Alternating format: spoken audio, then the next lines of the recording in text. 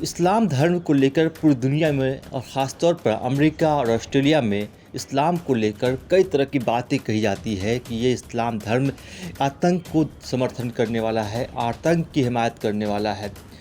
لیکن دوسری طرف اسلام دھرم بہت تیزی کے ساتھ خاص طور پر آسٹریلیا میں، امریکہ میں یہ پھیل رہا ہے، برطانیہ میں یہ پھیل رہا ہے۔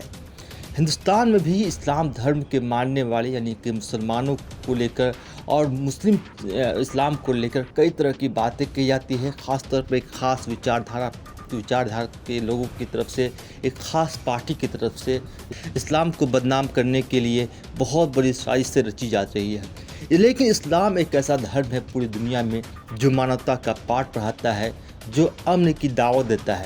کچھ ایسی تصویریں سامنے آ رہی ہے وہ آسٹریلیا سے ہے، جہاں ہر روز کئی بڑے بڑے لوگ اسلام دھرم کو اپنا رہے ہیں، اس مذہبی اسلام کو قبول کر رہے ہیں۔ دراصل ایک ایسے شخص کی کہانی لے کر ہم آ رہے ہیں جنہوں نے اپنی زندگی کے 45 سال چرچ میں ختم کیے، یعنی چرچ میں لگائے، اس کی سیوا میں لگائے۔ اب انہوں نے اسلام قبول کر لیا ہے۔ میڈیا رپورٹس کے مطابق 45 سال تک چرچ میں بتانے والے یعنی چرچ کی خدمت کرنے والے گول ڈیوڈ نے اسلام قبول کر لیا ہے اور انہوں نے اپنا نام عبد الرحمن رکھا ہے۔ اس سے پہلے بھی آسٹریلیا سے ہی ایک ایسی تصویر آئی تھی، ایک ایسی ویڈیو سامنے آئی تھی، جس میں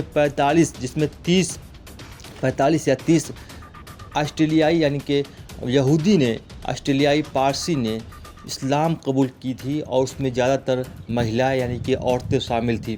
ان تمام باتوں کے کہنے کی بات یہ ہے کہ اسلام اس وقت آسٹریلیا میں خاص طور پر دکشنی دیشوں میں بہت تیزی کے ساتھ پھیل رہا ہے۔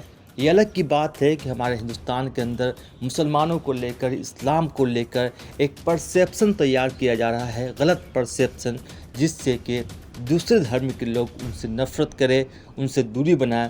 اسلام کے بارے میں علامہ اقبال نے کہا تھا کہ اسلام کی فطرت میں قدرت نے لچک دی ہے، یہ اتنا ہی ابھرے گا جتنا کہ دباؤ گے۔ یعنی کہ اسلام دھرم کو جتنے دبانے کی کوشش کی جا رہی ہے اتنی ہی تیزی کے ساتھ یہ پھیل رہا ہے اور لوگ اس کو پڑھ رہے ہیں، سمجھ رہے ہیں۔